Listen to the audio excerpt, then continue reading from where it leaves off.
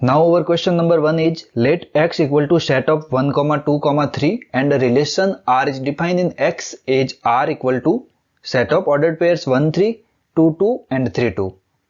Then minimum ordered pair which should be added in relation to make it reflexive and symmetric. According to question हमें x बराबर 1, 2, 3 एक set दे रखा है और इस सेट पर एक रिलेशन को डिफाइन किया है R equal to set of ordered pairs 1, 3, 2, 2 and 3, 2.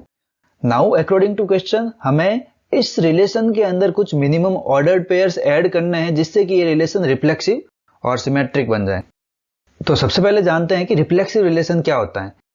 Then every relation is said reflexive relation if every element of x is related to itself. That means a, a is belongs to R for all a is belong to x. कहने का तात्पर्य है कि प्रत्येक a जो x के अंदर मौजूद है उसके लिए a इस रिलेशन के अंदर मौजूद होना चाहिए. तो यहाँ रिलेशन को रिफ्लेक्सिव होने के लिए रिलेशन में 1, 1, 2, 2 और 3, 3 का एग्जिस्ट होना जरूरी है.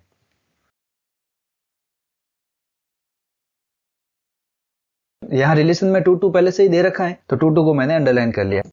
अब सिमेट्रिक रिलेशन के बारे में देखते हैं. तो every relation is said symmetric relation if a, b is belongs to R imply that b, a is belongs to R for every a, b is belongs to x. That means जो भी R के अंदर ordered pair मौजूद है उसका inverse ordered pair भी उस R के अंदर होना चाहिए.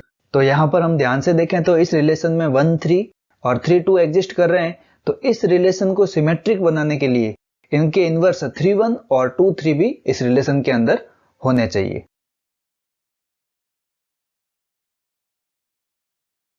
अब मैं 1, 3 और 3, 2 के नीचे अंडरलाइन कर लेता हूं. तो हमें इस रिलेशन को रिफ्लेक्सिव और सिमेट्रिक बनाने के लिए इसके अंदर 1, 1, 3, 3, 3, 1 और 2, 3 को जोड़ना पड़ेगा. अब अगर ऑब्जेक्टिव देखें तो हमारा आंसर हो जाएगा ऑब्जेक्टिव बी.